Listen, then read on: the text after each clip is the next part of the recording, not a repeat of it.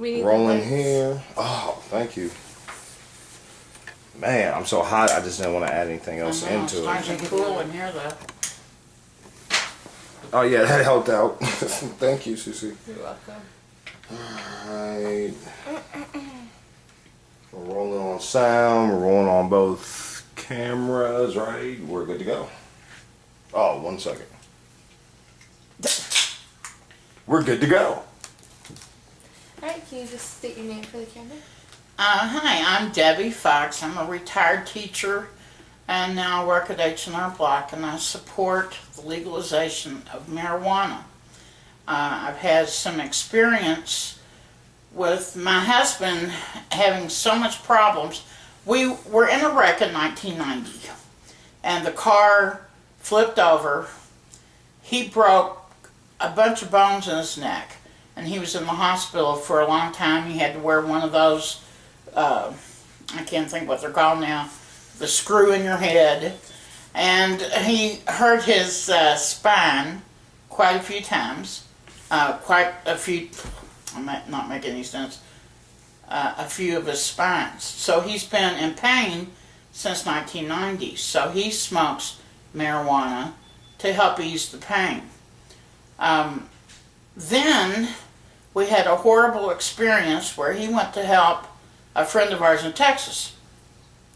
The guy had his leg cut off because of diabetes, so my husband went out there to help him until he could get his fake leg, or I can't think what they're called. Prosthetic. Right, there you go, prosthetic. I never can think of the right words. So if you want to, you can start from just say he got his prosthetic and then continue what you were saying. Once he got his prosthetic, Henry bought some pot in Texas because it's much cheaper. And he bought almost a pound. And that sounds like a lot to a lot of people, but he planned on using that for probably a year and a half, and it's so much cheaper there. He had no intention to sell to anybody else. He never has sold to anybody. He just wants it for his personal use. So on the way back, and when he gets to Memphis, a police car pulls him over for no reason. He wasn't speeding, wasn't changing lanes, driving recklessly or anything. They just pulled him over and they said it was because there was a sign in the back of his window. We had a cabin at the time, there was a sign back there. And they said it was blocking his view. So when they pulled him over, they already had dogs in the car. And they found the marijuana and put him in jail. Because this was in Memphis, he had to go back and forth so many times to the lawyer. It cost us almost $30,000 because of this. And I just feel that marijuana is a victimless crime. It doesn't hurt anybody. It shouldn't be illegal. It's a natural product. Is that all you were wanting to cover there? I appreciate it. Do you have any questions? We haven't set up for anybody who's not a smoker. I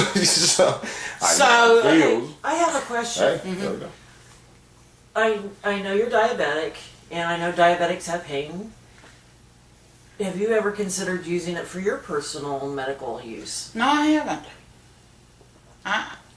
I luckily, I don't have the neuropathy yet,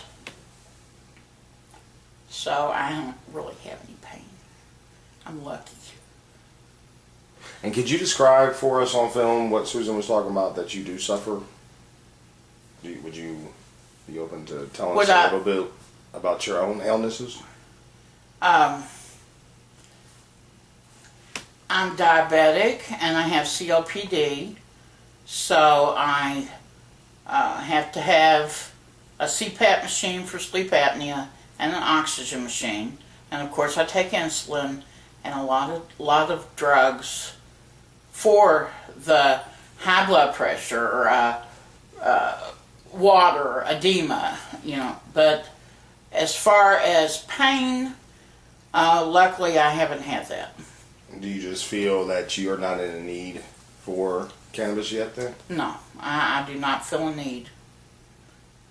But you feel a need to support? I support it all the way. I even think that it should be legalized, not just recreationally too, because it doesn't hurt anybody. That was beautiful. Thank you. I'll cut. Was that okay? Yeah, no, that was. fantastic. You know what? I never can think of the right